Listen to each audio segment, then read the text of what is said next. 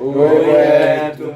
Então, Beto, a gente vai discutir um pouco sobre o filme O Nome da Rosa e sobre o que ele representa, uma visão um pouco mais filosófica e não tão rasa.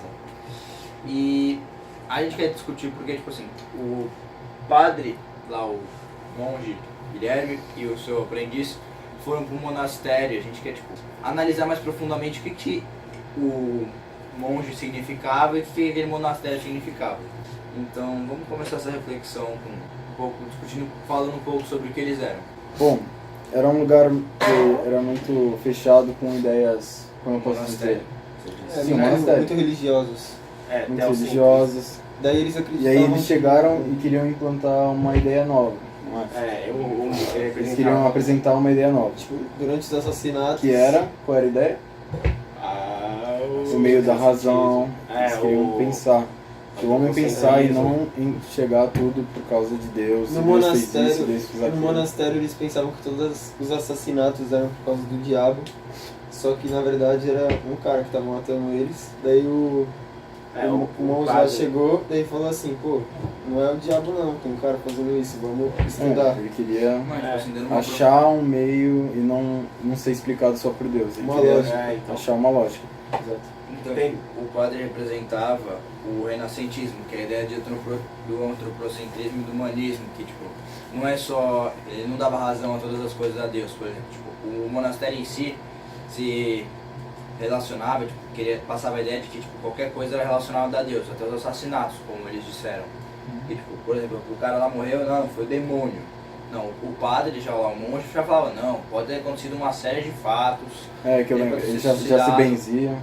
Sim, os outros lá eram muito religiosos, eles tinham a ideia eles passavam a ideia da época medieval mesmo, que tinha todo esse amontoado de ideais juntos e criavam um dogma, uma série de dogmas muito fortes que acabavam atrapalhando o desenvolvimento da ciência na época. Por exemplo, se você fosse considerado herege, você era morto ou perseguido, e então, tipo, os cientistas eram considerados hereges, então complicava o desenvolvimento da ciência e da tecnologia em geral. E o monge representava o renascentismo que estava vindo para quebrar tudo isso.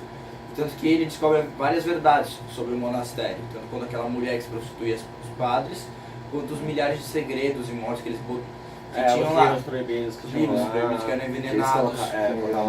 E tipo, eles tinham milhares de livros tipo, que deveriam ajudar muito o desenvolvimento da ciência naquele monastério, como Aristóteles, livros de Platão. Só que eles ficavam... Que eram proibidos. Só que eles ficavam, como é que fala? Não manipulando, Eles mudavam. Trapaceando. Eles mudavam. Doutrinando, acho que é a palavra. Eles ficavam doutrinando os monges do monastério para que eles achassem que aquilo fosse algo Pecaminoso. Pecaminoso, bom uso de palavra, fosse pecaminoso e que eles tivessem que manter distância daquilo, assim, isso evitava que os monges pudessem ter um acesso à informação e a tipo, desenvolver as próprias ideias e ideais. Outro modo de pensar. Sim, que é a ideia em geral do renascentismo, que é tipo, sair da caverna, sair desse lugar sem luz e descobrir tipo, conhecimento, tipo, começar por meio da razão, começar a descobrir que o homem não está a mercê do tipo, um pensamento religioso fechado. Ele pode descobrir o que ele quer, ele pode ser o que ele quer ser por meio da razão, ele pode se desenvolver. Roberto, e tinha também no monastério e tal, todos os monges eram velhos, decrépitos, essas coisas. Chegou o garoto novo, né, com as ideias novas, trazido pelo monge, né, representando também a chegada das ideias novas e o fim das antigas. É isso, tem mais alguma coisa pra falar? Beto, então, a gente acabou aqui a parte da discussão do filme, a gente vai começar as perguntas. Bom, Beto, agora a gente vai partir para as questões do livro. Eu tô aqui na página 370, o exercício 1 daquela leitura analítica. Bom, Beto, então a primeira ficou assim, ó. Guilherme tem uma visão à frente do pensamento pré-modernista e avalia várias hipóteses em sua mente e depois tentava comprovar a mais provável, assim como dito por ele. Mas ao invés de conhecer um único erro, imagino muitos, assim não me torno escravo de nenhum. Tá, Beto, a segunda questão, a gente chegou nessa resposta aqui.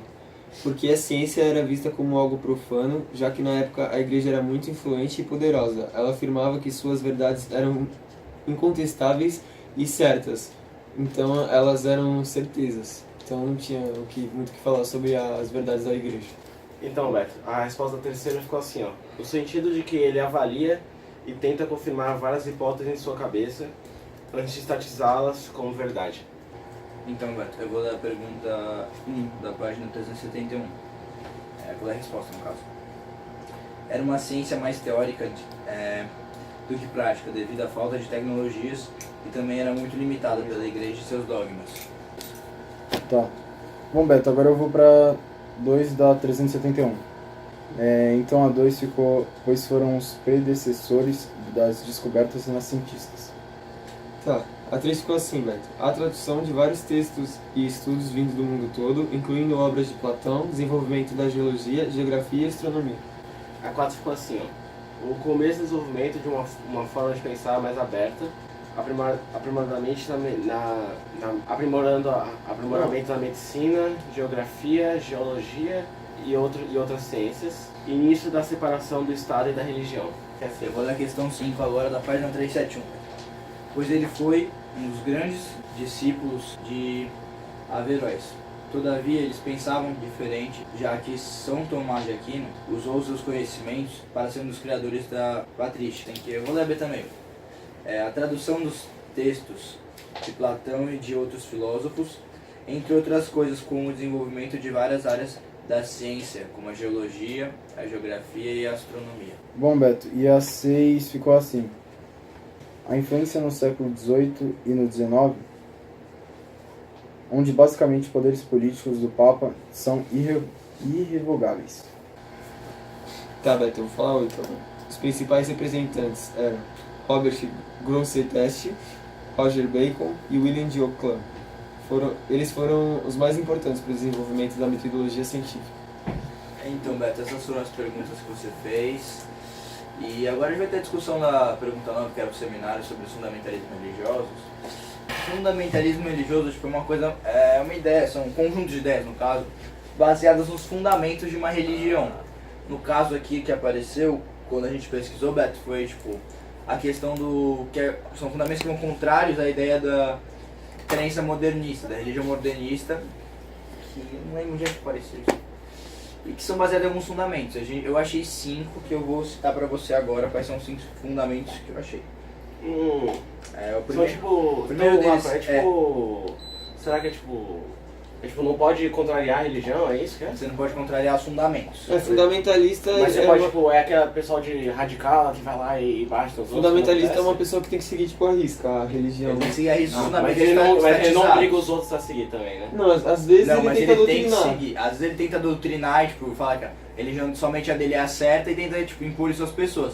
Mas tipo, ele não quer dizer que ele vai forçar a pessoa a seguir a religião dele. Mas ele pode- ele Isso sugere seria outra fortemente, coisa, né? seria outra coisa, seria Ah, extremismo. Ele sugere fortemente. Eu vou né? falar pra você, Beto, os 5 fundamentos que eu achei. O primeiro é a Bíblia, é inspirada pelo Espírito Santo e inerrante, no caso, sem erros.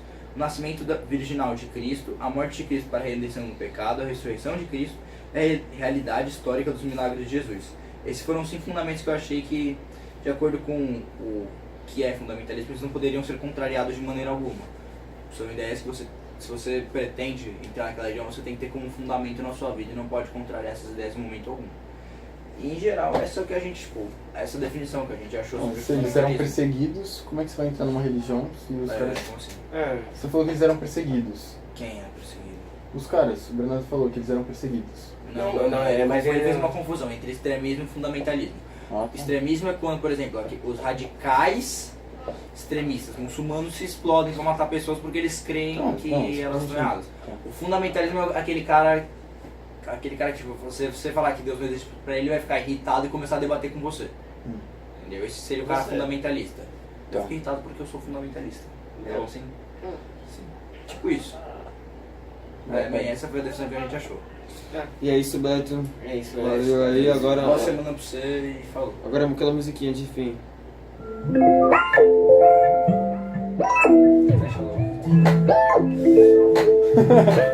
Eu vou botar isso.